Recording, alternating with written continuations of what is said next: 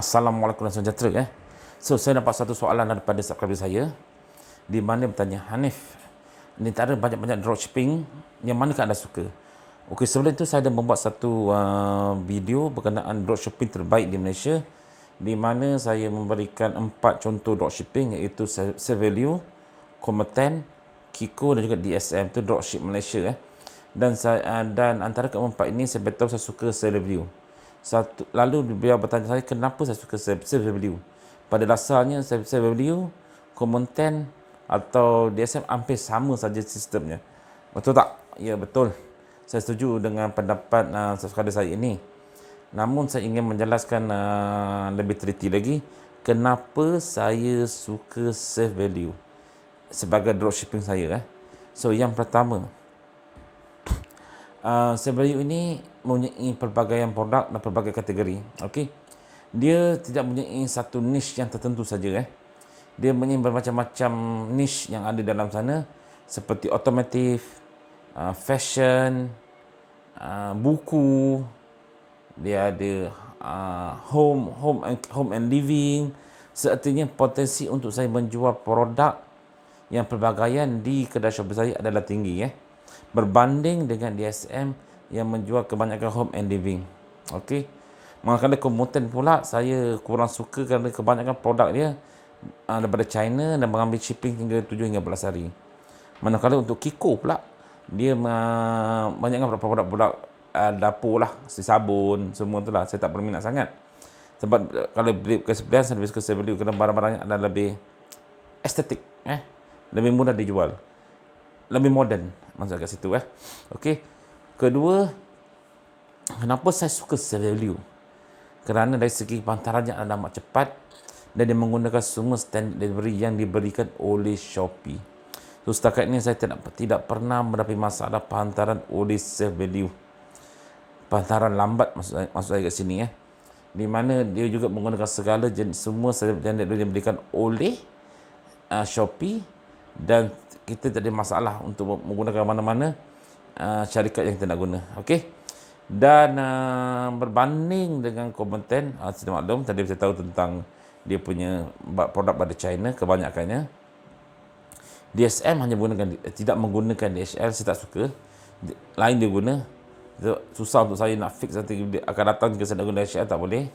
Mana ada Kiko pula, dari segi dia pun laju juga 2 hingga 4 hari, tetapi dia sistem baru So kadang-kadang ada dia punya bug kita kena, kadang dia tak jadi auto, kita kena klik dekatnya sistem tu, kena klik untuk fish of Shopee baru masuk dalam order di dalam sistem. Itu pun kadang ada masalah sebab dia baru, saya tak kisah sangat lah. Itu yang membezakan antara Save Value dengan produk-produk lain. Dan nombor 3, dia mempunyai improvement dari segi loading page Loading page sekarang makin bagus. Maksud loading page adalah kelajuan untuk membuka produk.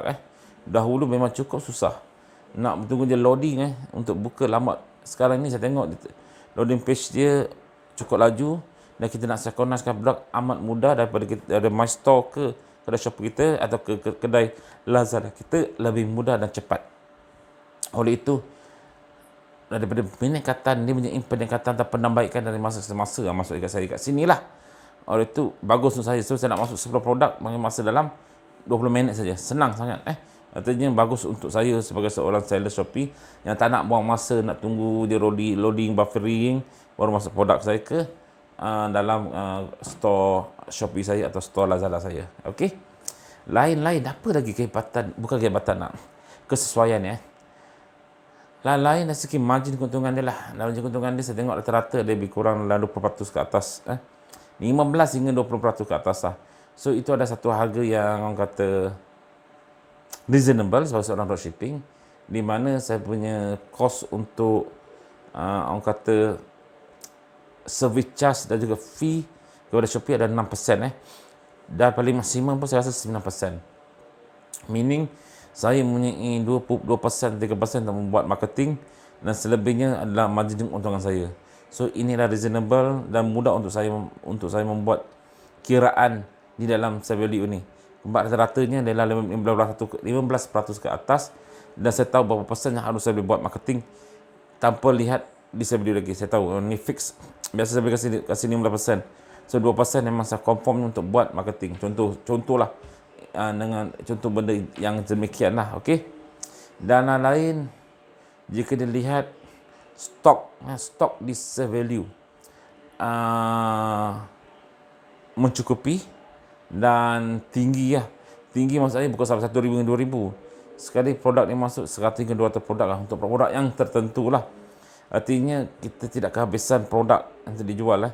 Sebagaimana saya menjual satu produk itu pembunuh nyamuk satu produk winning kita, dan setakat ini stoknya adalah 200, 300, 200, 300, tidak pernah kurang.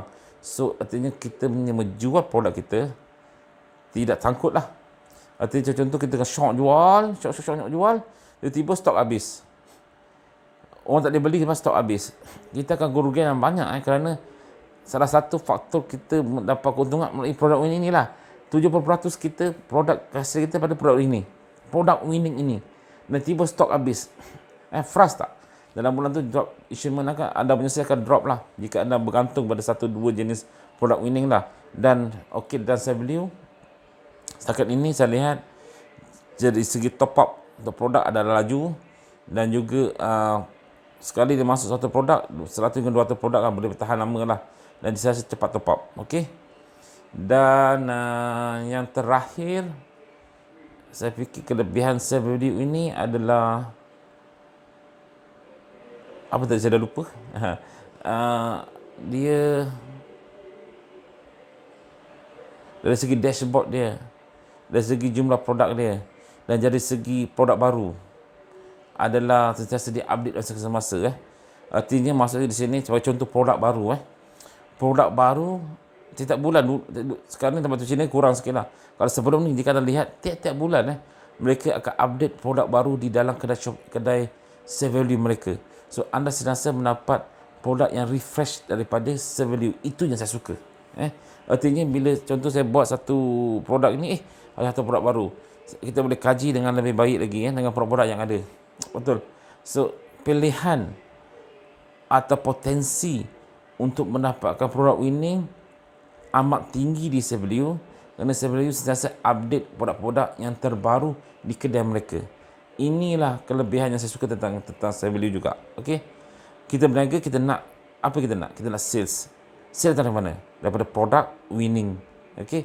Ini yang kita nak sebenarnya daripada sell value, dan juga stok yang mencukupi. Saya tidak pening kepala, saya buang masa membuat produk listing, tidak masalah kerana saya tahu stok ni agak lama boleh kekal hingga 5 bulan. Saya buat sale. Itu yang saya suka tentang sell value. Okey.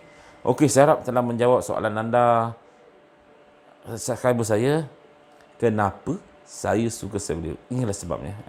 Dan hingga kini sell value merupakan salah satu sales yang tertinggi pada kedai Shopee Maniac lah. Dan kini saya cuba untuk mengubah menjadikan Kiko sebagai salah satu sumber sales yang tertinggi di Shopee Maniac. Kerana Kiko pun mempunyai potensi untuk dijual produknya, kerana produk dia old school. Anda masa boleh tengok Kiko punya produk old school. Boleh dijual. Tapi orang pun sekarang saya beli adalah pilihan saya. Jika anda nak membuat dropshipping, buatlah di sell value, kerana ianya percuma. Ya lupa lagi saya cakap.